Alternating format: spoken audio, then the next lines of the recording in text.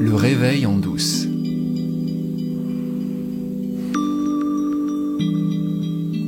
Ce qui découle des trois principes, cette compréhension que je partage ici, dans ce podcast depuis presque 2 ans, c'est que tout est une pensée, tout est une histoire.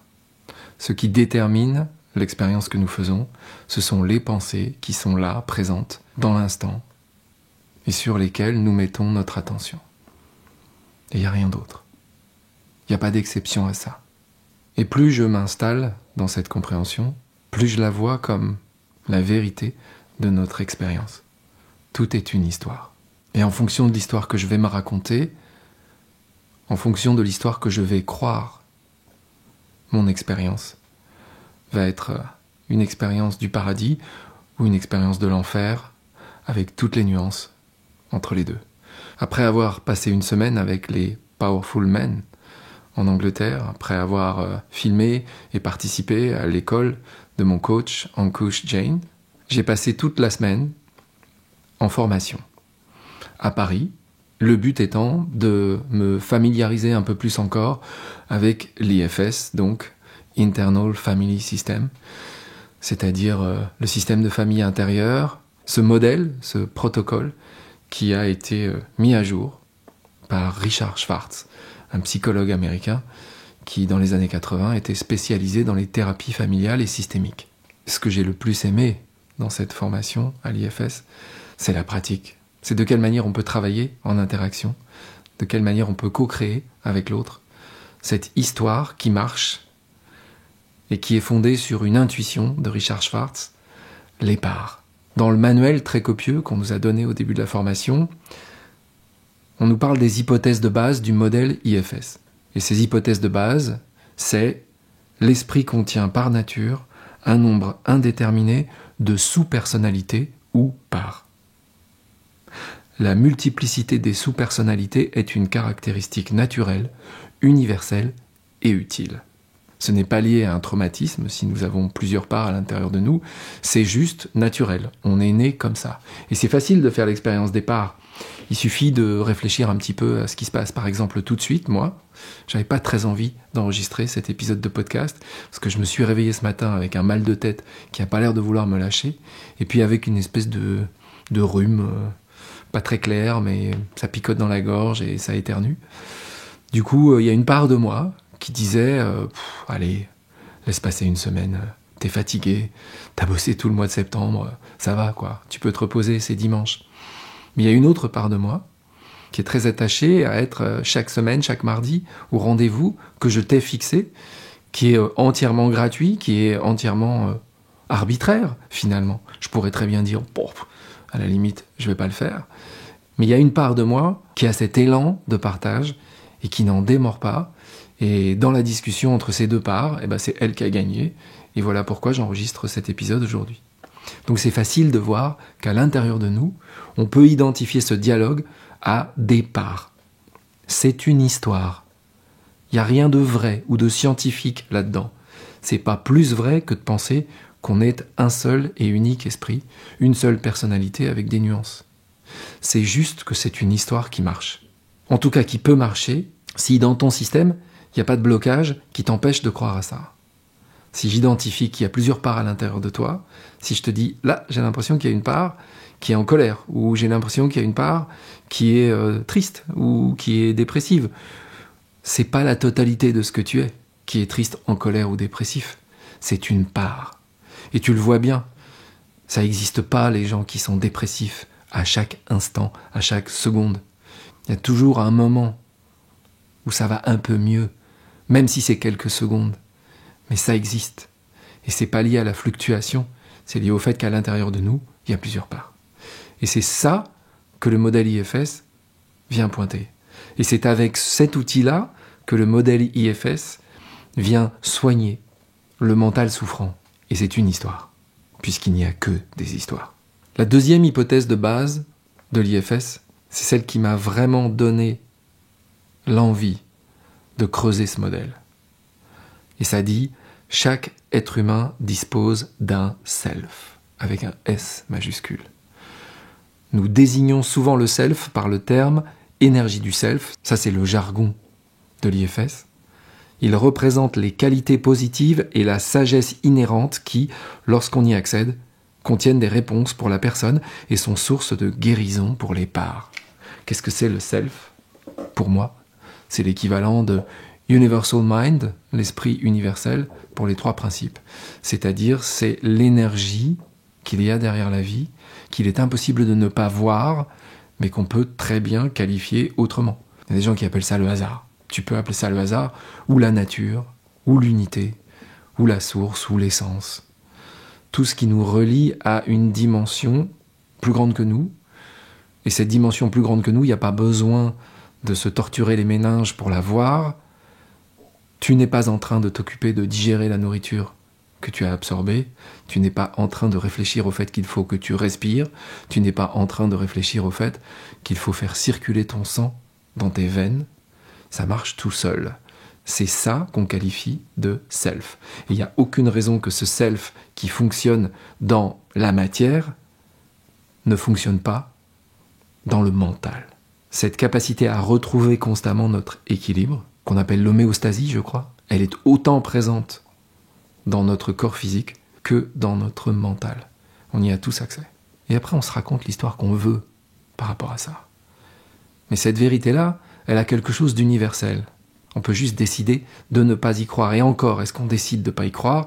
Sans doute pas, parce que dans la dimension humaine, vous le savez si vous suivez ce podcast depuis le début, il n'y a pas de libre arbitre, on ne peut pas choisir ça.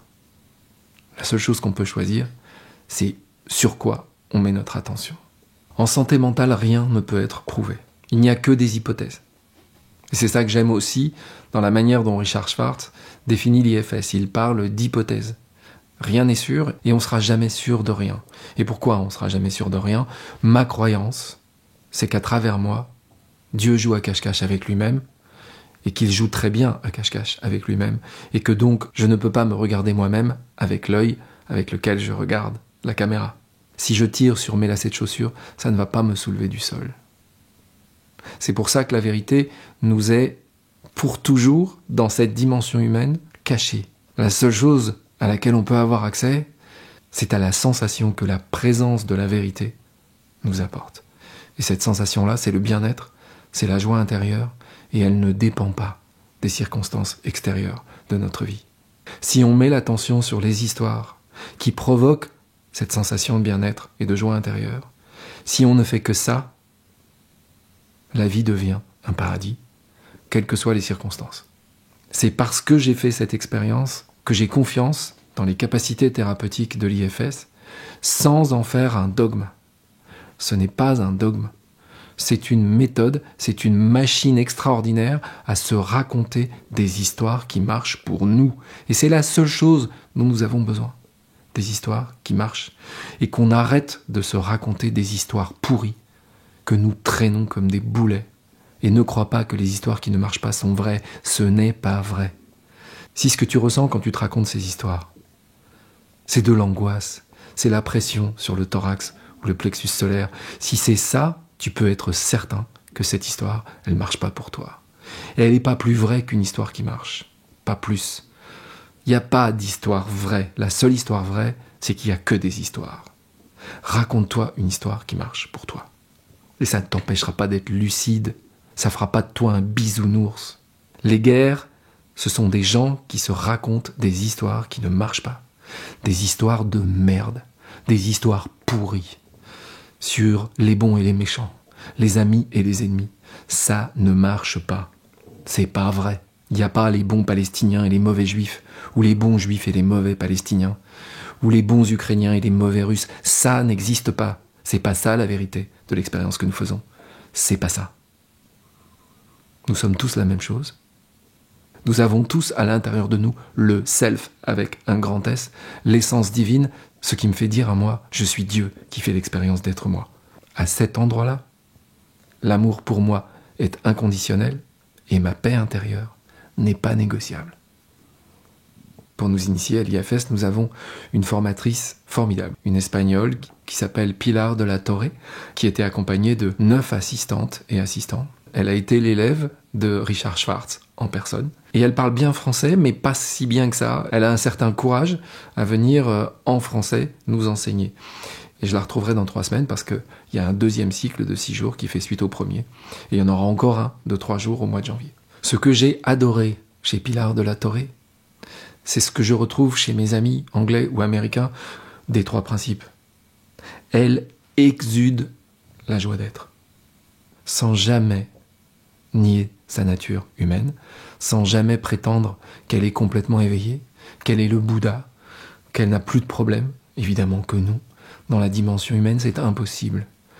Elle a ses zones d'ombre, elle a ses moments d'abattement, absolument comme tout le monde, et évidemment comme moi. Mais il y a quelque chose en elle qui respire la joie d'être, la paix. Et pour moi, c'est le critère susceptible de transformer mon expérience. Parce que l'expérience que je cherche, je vois qu'elle est en train de la faire à chaque instant. Dans un short que j'ai publié il y a quelques mois, je disais la santé mentale du coach ou de l'accompagnant ou du psychologue, elle est fondamentale. Si tu poses la question à ton coach, est-ce que tu es heureux ? Et qu'il te répond oui, ça va, enfin, pas toujours. Il y a un problème. Je ne confierai jamais ma voiture à un garagiste qui n'est pas foutu de réparer la sienne. Et de la même manière, je ne vais pas confier ma santé mentale à quelqu'un qui ne respire pas la santé mentale. C'est une sorte d'évidence, c'est pas aussi répandu que ça, et ça devrait l'être. C'est pas la quantité de diplômes qui compte. Même si c'est important d'avoir de l'expérience, évidemment. Mais c'est l'état d'être de la personne qui est le principe thérapeutique fondamental. L'IFS, c'est une magnifique machine à créer des histoires. Ça me fait penser aux Dungeons and Dragons de mon adolescence. Il y a des règles, on applique les règles. Et avec ces règles, on se raconte une histoire. Et bien là, c'est la même chose. On va trouver des parts à l'intérieur de nous. On va voir qu'il y a des parts qui n'ont pas été écoutées, qui n'ont pas été aimées. On va les rencontrer et on va les faire entrer dans l'harmonie de notre système intérieur. C'est ça la guérison en IFS.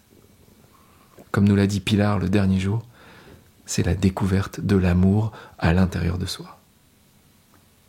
Et je remercie Richard Schwartz de venir m'apporter des outils qui peuvent me servir à t'aider à voir que tu peux tomber follement amoureux de toi-même et que depuis cet amour inconditionnel de toi, tout devient possible, quelles que soient les circonstances de ta vie. Le 10 octobre, il y a un webinaire de la communauté francophone des 3 principes à 18h, l'entrée est gratuite. Il suffit de t'inscrire sur le lien Linktree de la communauté francophone des 3 principes. Et cette fois, nous examinerons ensemble un chapitre du Chaînon manquant, le livre de Sydney Banks que j'ai traduit, le chapitre consacré à la conscience. N'hésite pas à venir t'inscrire et à venir nous rejoindre.